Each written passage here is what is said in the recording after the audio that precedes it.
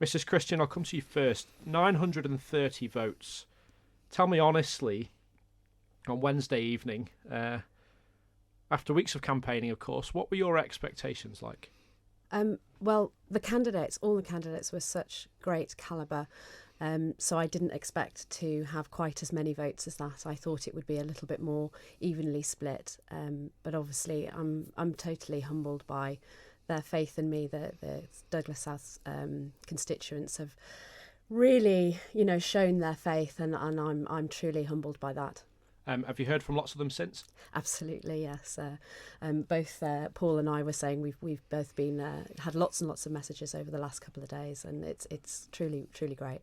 To have more than half of the total votes, there must have been a lot of people voting for you and for no one else. Well, yes. I mean, obviously, people can vote. Had the opportunity to place 2 votes, but I think the total overall was, I think, what was it, Paul? Was it something like 3,000 or so? 3,000 or so votes in terms of having 2 or 1 vote. But yes, I guess that does imply that. Where do you think your success came from?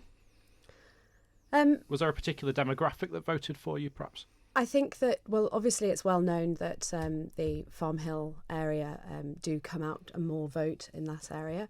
But I think probably, obviously being well known prior to it has probably helped, due to me helping people through COVID-19. So I was a sort of not an unknown person, and having that as a good track record, I think that obviously helped.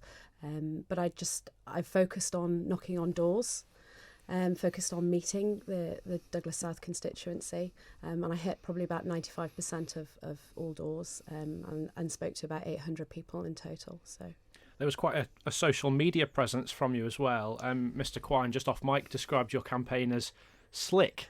I wonder, is it the first victory on the Isle of Man for a campaign quite like yours?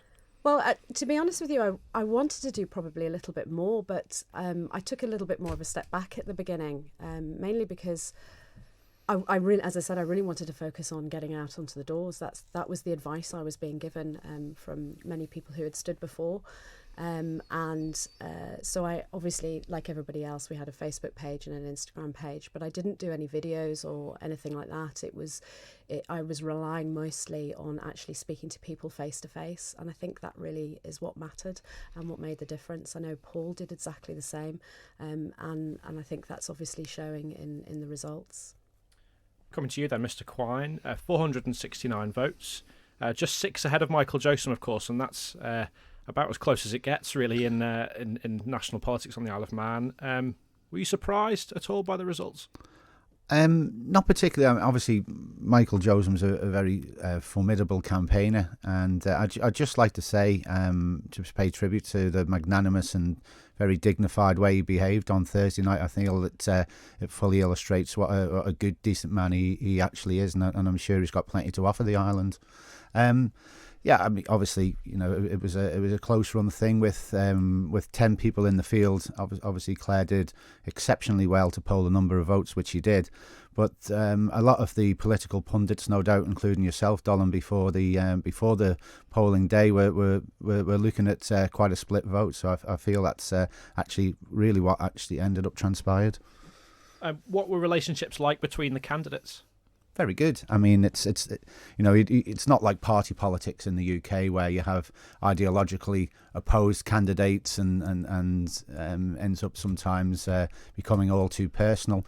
I feel everyone had respect for each other, and I think it was a good illustration of what Manx politics or Manx campaigning is. It's a lot of it's individual, and as Claire said, it's about getting out, meeting people, and introducing yourselves to the electorate. I think that's definitely one of the things that makes it a bittersweet victory for both of us, is because we actually became quite good friends with the other candidates. I certainly didn't feel like running around celebrating on Thursday night. There were 8 other people there that I felt truly sad for, and I wished we all could have had a place, because they all deserved it. They really, there's some really smart, intelligent candidates, and I hope that the 10 candidates inspire other people to step forward now and see that you can actually make a difference and do a good campaign, and you don't have to be traditionally somebody who's very political. So I think that's a really good. We had such a wide variety of people in that 10 candidates, and you can't say that it wasn't democratic, because it really truly was. It's interesting you say, sorry, Mr. Quine, it's interesting you say that you don't have to have political experience. Do either of you have any experience in politics or any background in politics?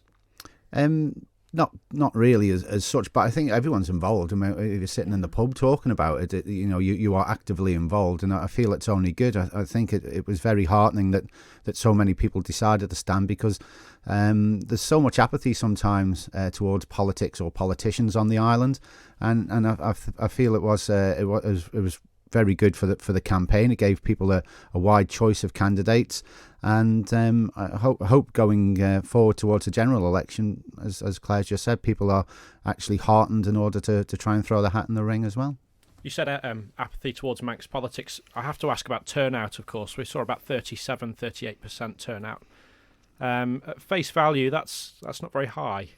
No, and there's probably several factors for it. Obviously, the weather on the day is always a contributing factor, and Thursday tended to be a particularly gloomy, overcast and wet day.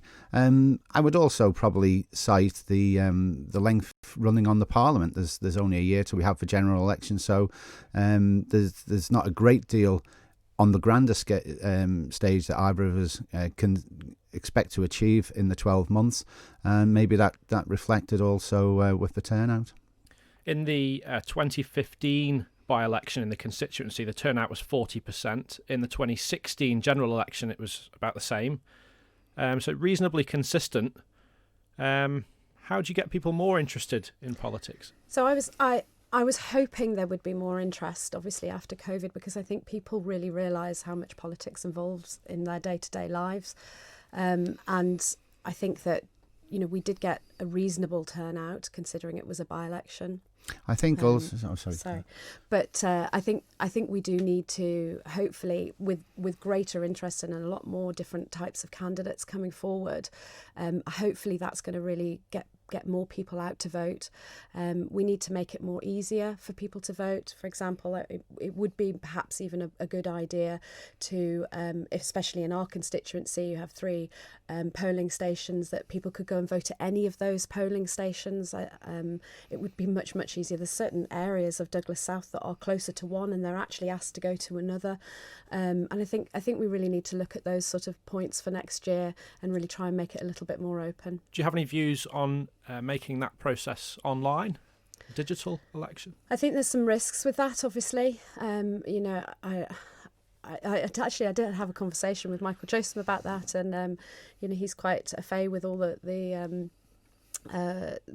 bigger risks in terms of a digital one. So I think we need to make it easier for people to go and do it, and as I say, that for me would be a way of saying that you could go to any polling station within your constituency, but we would really need to look at doing it, whether you get an app or something like that. I'm not saying that that's the way forward, but we would really have to have great reassurances for anybody sort of hacking that.